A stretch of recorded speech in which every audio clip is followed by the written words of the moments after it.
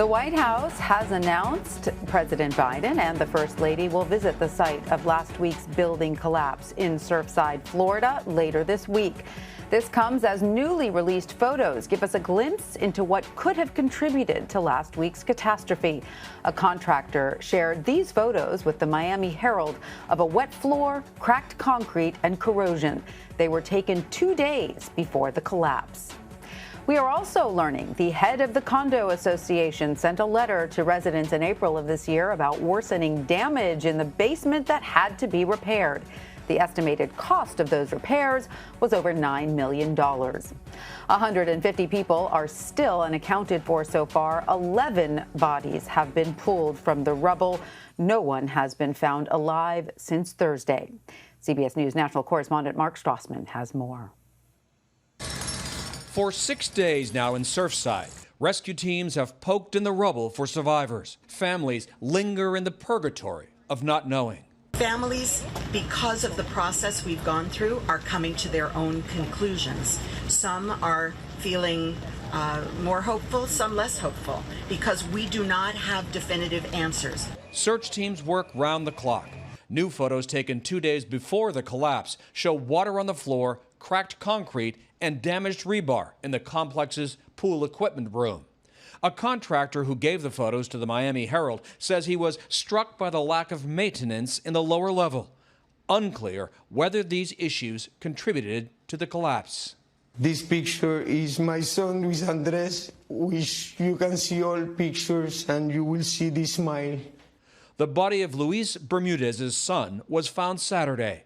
Bermudez last saw him just before Father's Day. He told me, Papi, don't worry, I'm not going to spend the day with you, but all the days are your days. The 26-year-old spent his life battling muscular dystrophy. In the early morning on June 24th, Luio was with his mother, Ana Ortiz, when the Champlain South Tower collapsed.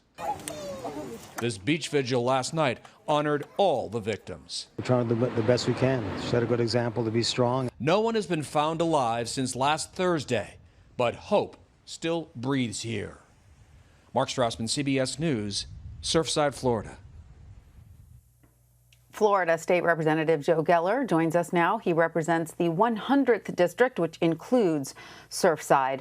Representative Geller, welcome. Thank you for joining us. Now, we are learning more details about the damage within this building. We saw those Miami Herald images from a contractor showing cracked concrete, and a former maintenance manager said the building was often flooded by salt water. And now we are learning the head of the condo association wrote a letter explaining to residents there was worsening damage in the basement that needed to be repaired. So, Representative Geller, with so many warning signs, why were things allowed to go on for so long? And how is that being addressed to prevent this from happening again? Well, right now, the focus still remains on search and rescue. I want to be clear that at the moment, the ongoing search to see if there's still any possible survivors that can be taken out is still the priority there.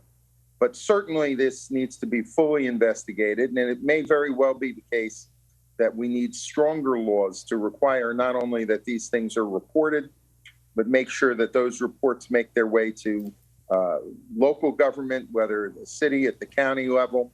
We may need new and different kinds of inspections. We have to get to the bottom to find out not only why this happened, but also, very importantly, to make sure that this never happens again.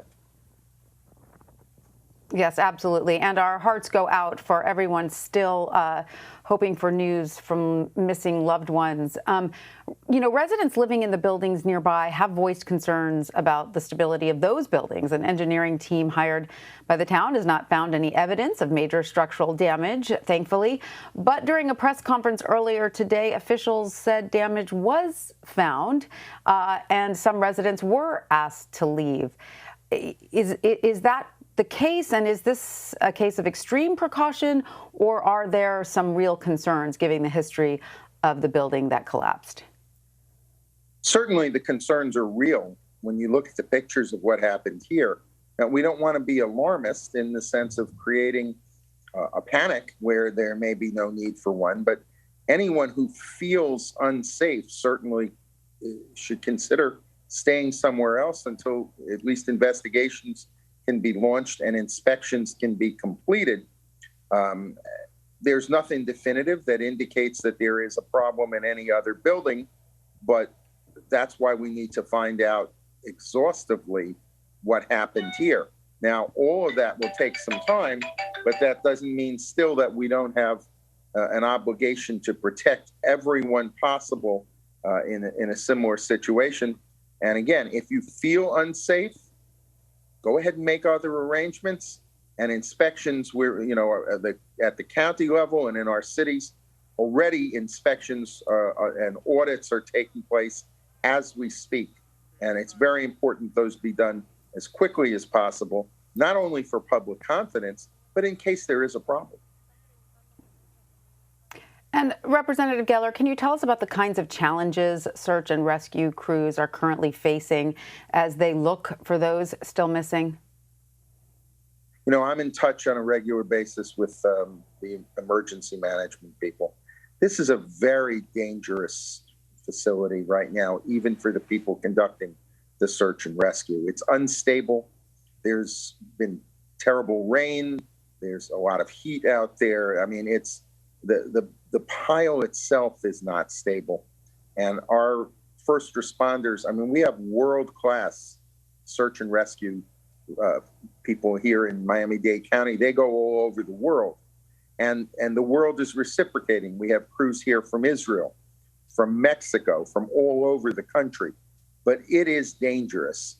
These people are really putting themselves at risk, hoping desperately that we can find somebody else that can be pulled out.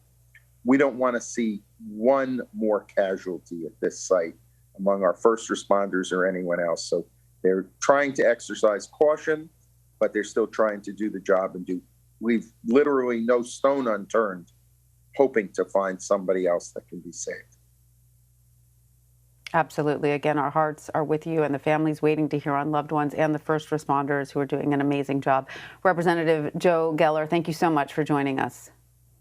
Thank you for covering this story. We appreciate it. As the search for victims continues and investigators look into just what caused the tower to come down, CBS News is talking to families, first responders, and others who are living through the tragedy. We will bring you those first-person accounts in a 30-minute special, Surfside Collapse, a search for answers, anchored by CBS News correspondent Manuel Bojorquez. You can watch it Thursday at 8 p.m. Eastern on CBSN.